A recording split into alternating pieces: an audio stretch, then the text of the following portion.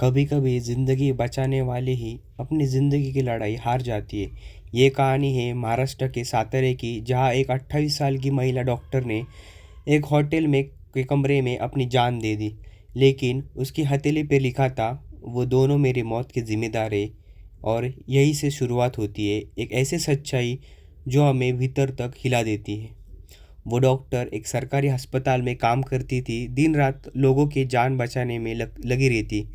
लेकिन खुद की जान बचाने की लड़ाई में वो चुपचाप अकेली पड़ गई।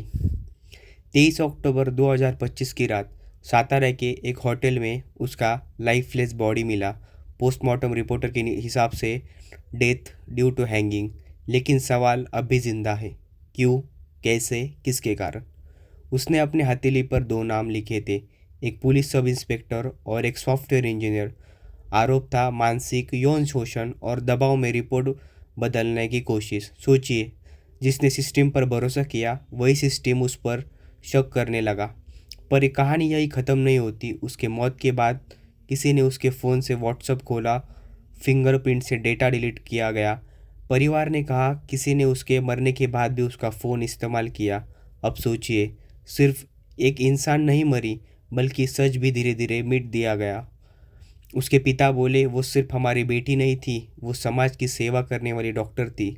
लेकिन अब वो एक नाम बन गई है जिसे लोग सुर्खियों में पढ़ रहे हैं।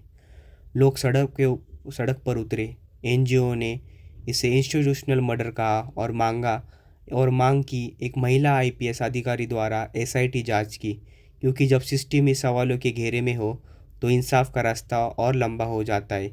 ये वीडियो सिर्फ एक खबर नहीं है, एक सवाल है। क्या एक और बेटी को सिस्टम की चुप्पी मार देगी?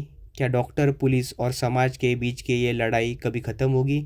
हम चाहते हैं इस केस में सिर्फ इंसाफ नहीं, बल्कि बदलाव हो।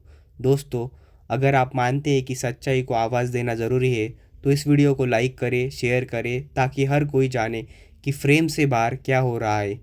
कमेंट में बताएं, अगर वो डॉक्टर आज भी ज़िंदा होती तो आप उससे क्या कहना चाहते हो। मैं हूँ ऋतिक डगे, और ये था फ्रेम से बाहर, जहाँ हर प्रेम फ्रेम की उस पार छुपी होती है एक सच्चाई।